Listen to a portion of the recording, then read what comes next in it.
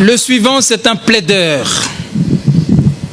Il s'est inscrit à la faculté de droit à cause d'une obsession, la justice. Et pour lui, la justice, c'est d'abord la réhabilitation de Judas Iscariote. Des applaudissements pour Ben Calamo. Monsieur le Président, honorable juge, je comparais au droit de Judas Iscariote, fils de Simon.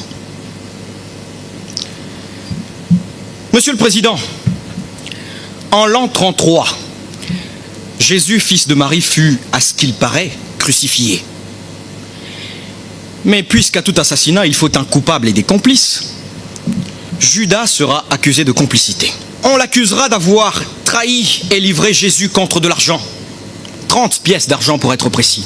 Et depuis, mon client passe pour l'archétype même, le parangon, le paradigme du traître perfide qui vend son maître pour de l'argent. L'image éternelle de la trahison, de la conspiration et de la félonie. Mais ça suffit maintenant. Ça suffit. 2000 ans après tout ce tombereau d'anathème, il est temps de réhabiliter mon client, de le laisser reposer en paix, dans la paix même de Jésus. Monsieur le Président, je sais que certains trouveraient scandaleux que j'ai daigné accepter de plaider cette cause.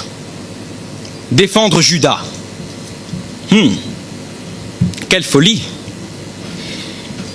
Oui, mais rappelez-vous ce que disait Jean-Denis Bredin à propos de l'avocat et des causes à plaider. Je cite: « Que des avocats refusent de remplir leur mission sous le prétexte qu'une cause est implaidable, cela ne s'excuse pas. La seule justification de l'avocat, c'est d'essayer d'être, partout et toujours, la défense. Être présent aux côtés de tous, et même du pire d'entre nous, surtout du pire d'entre nous, Judas, qui n'a plus rien. Ni foi, ni droit, ni juge, ni conscience, quand la haine et la colère l'emportent à la mort. Être avocat, messieurs, qui ne défendez jamais sans doute que des causes gagnées d'avance, que des veuves et des orphelins. Être avocat, ce n'est pas justifier, ce n'est pas excuser. C'est interdire à la haine d'être présente à l'audience. C'est emmener, tenter d'emmener le juge à rester juste. Voilà tout ce que je viens faire à ce procès. Voilà. Porter la voix de Judas Iscariote, dire sa part de vérité et laisser les juges décider, dans le sens du droit et du juste. Monsieur le Président, honorable juge, depuis l'Antiquité, nous savons avec Sophocle que les hommes ne sont que les jouets des dieux, les jouets du destin. Oui, Sophocle avait tôt compris en effet que les hommes ne sont que des innocents contre lesquels les dieux dans leur caprice préparent des désastres.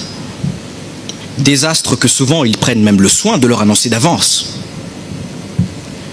Ainsi, vous le savez, les dieux avaient prédit le sort d'Œdipe. Il tuerait son père et épouserait sa mère.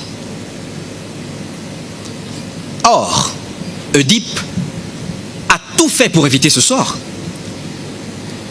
Il a fui ceux qu'il croyait être son pays, ceux qu'il croyait être ses parents. Hélas, cette fuite n'a fait que le précipiter dans le sort même qu'il avait cherché à éviter. Oui, vous l'avez bien deviné, Monsieur le Président, le sort d'Œdipe, c'est le sort de Judas. En effet, alors que mon client n'était pas encore né, son destin fut déjà tout tracé. À ce propos, nous avons tous appris que pour sauver le monde, Dieu voulut envoyer son Fils sur la terre, qu'un plan fut méticuleusement conçu, que Jésus naîtrait d'une vierge, qu'il serait livré aux mains des pécheurs, qu'il mourrait et qu'il ressusciterait au 3e jour avant de retourner siéger à la droite de son Père.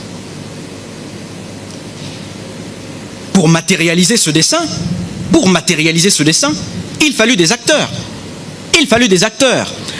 Un acteur pour le livrer, un acteur pour le renier et d'autres pour fuir. Et tous ces acteurs, ce sera à Jésus de les choisir. Judas, mon client, a été attiré par les bonnes paroles professées par Jésus. Qui plus est, rassuré de l'honnêteté de Judas en matière d'argent, les apôtres feront de lui leur trésorier.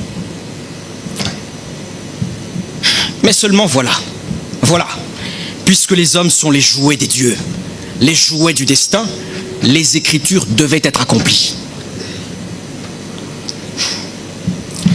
Monsieur le Président, c'est dans l'Évangile selon Judas qu'il faut aller trouver la version des faits de mon client.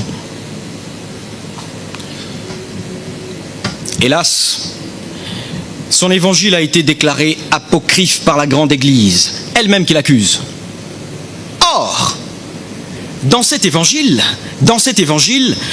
Judas se présente comme celui qui a été choisi, élu par Jésus pour l'aider à mourir, en allant signaler sa présence aux Romains, afin que son sacrifice puisse avoir lieu. Oui, c'est Jésus qui a demandé à Judas de l'aider à mourir selon le plan divin. Mais Judas n'était pas le seul à devoir jouer un rôle dans ce plan du salut. Jésus avait voulu qu'il y ait aussi quelqu'un pour le renier. Et pas devant n'importe qui. Le renier devant une femme. Simon-Pierre sera choisi pour ce rôle. Or, vous le savez, Simon-Pierre a tout fait pour éviter de jouer ce mauvais rôle. Mais il l'a pourtant joué. Cela fut écrit. Il était même prévu qu'un coq chantât. Le coq a chanté. Voilà tout. Ah, j'allais oublier. Quant aux autres disciples qui n'avaient pas de rôle particulier à jouer, les Écritures avaient prévu qu'ils allaient simplement prendre la poudre des scampettes et abandonner Jésus. Et c'est ce qui se passa. Alors quoi? De quoi parle-t-on? De quoi Judas est-il donc coupable? Et quoi? Imaginez un seul instant que Jésus ait dit: quelqu'un d'entre vous me livrera. Et on attend. Personne pour le livrer. Imaginez que Jésus ait dit: Pierre, avant que le coq ne chante, tu m'auras renié 3 fois. Et on attend. Rien. Pierre assume tout et ne renie rien. Imaginez que Jésus ait dit: tous seront dispersés. Et on attend. Ah, oui, Jésus, notre maître, aurait été discrédité. Notre Sauveur serait passé pour un grand menteur si les choses s'étaient déroulées de manière tout à fait différente du plan divin. C'est cela la vérité. Voilà.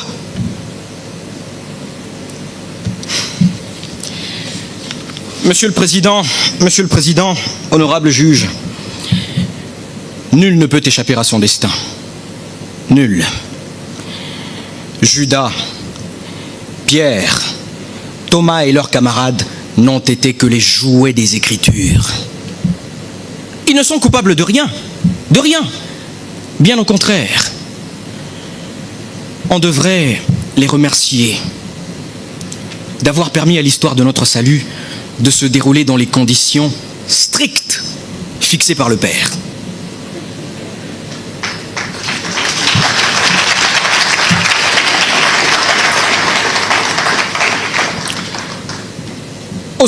Aussi, ayant compris cela, Victor Hugo dit un jour: je sauverais Judas si j'étais Jésus-Christ. Et tout récemment, un grand juge m'a dit: j'acquitterais Judas si je devais juger son cas. Monsieur le Président, si cela vous intéresse d'être un grand juge, je viens de vous dire ce qu'aurait fait un grand juge. Acquitter Judas. Merci.